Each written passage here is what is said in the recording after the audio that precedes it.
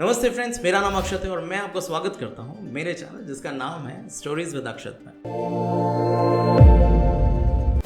15 अगस्त की स्पीच में पीएम मोदी ने कहा कि आने वाली दिवाली पूरे देश के लिए एक तोहफे की तरह होगी, मतलब एक गिफ्ट जो आम आदमी की जेब को हल्का करेगा और इकोनॉमी को भी बूस्ट करेगा।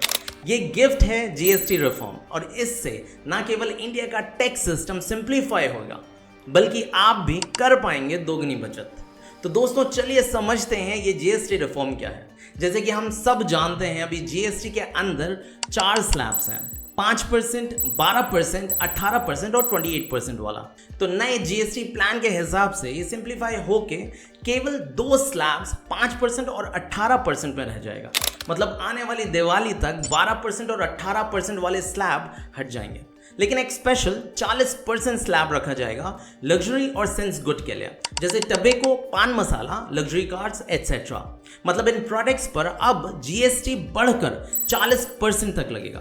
यहाँ एक इंटरेस्टिंग बात है दोस्तों समझने वाली कि 90% गुड्स जो अभी 28% स्लैब में आते हैं वो शिफ्ट हो जाएंगे 18% स्लैब में।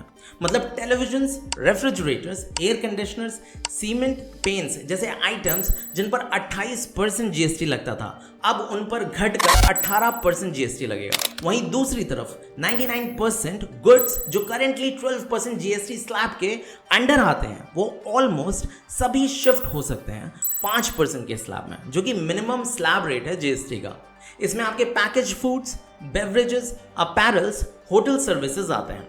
मतलब इन चीज़ों की सीधे कॉस्ट कम हो जाएगी। वहीं इंश्योरेंस और हेल्थ सर्विसेज की बात करें तो जिन पर अभी तक हम 18% जीएसटी पे करते आए हैं और बहुत समय से गवर्नमेंट से ये अपील करी जा रही थी कि आप कम से कम इंश्योरेंस और हेल्थ सर्विसेज से जीएसटी कम कराइए, तो अब लगता है वो इंतजार समाप्त होगा और इनके जीएसटी रेट्स घटकर 5% के स्लैब में आने की उम्मीद है, ताकि इंश्योरेंस जैसी बेसिक और कंपलसरी नीड आम आदमी के लिए और अफोर्डेबल हो जाए। होपफुली ये हो जाएगा। तो दोस्तों अब समझते हैं कि इन सेक्टर्स को सबसे ज़्यादा फायदा होगा इस जीएसटी रिफॉर्म से। इसमें सबसे पहले आता है एफएमसीजी सेक्टर, क्योंकि अब पैकेज फूड और डेली एसेंशियल्स 5% स्लैब में आएंगे, मतलब हाउस होल्ड का खर्च कम होगा। दूसरा है कंज्यूमर ड्यूरेबल्स जैसे फ्रिज, टीवी, एसी। पहले 28% में आते थे, अब 18% में आएंगे, मतलब इन्हें लेना आसान होगा।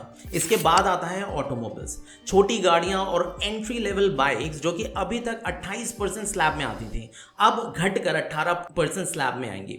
मतलब मिडिल क्लास के लिए अफोर्डेबिलिटी बढ़ जाएगी। लेकिन लग्जरी कार्स पर हैवी टैक्स अब भी रहेगा।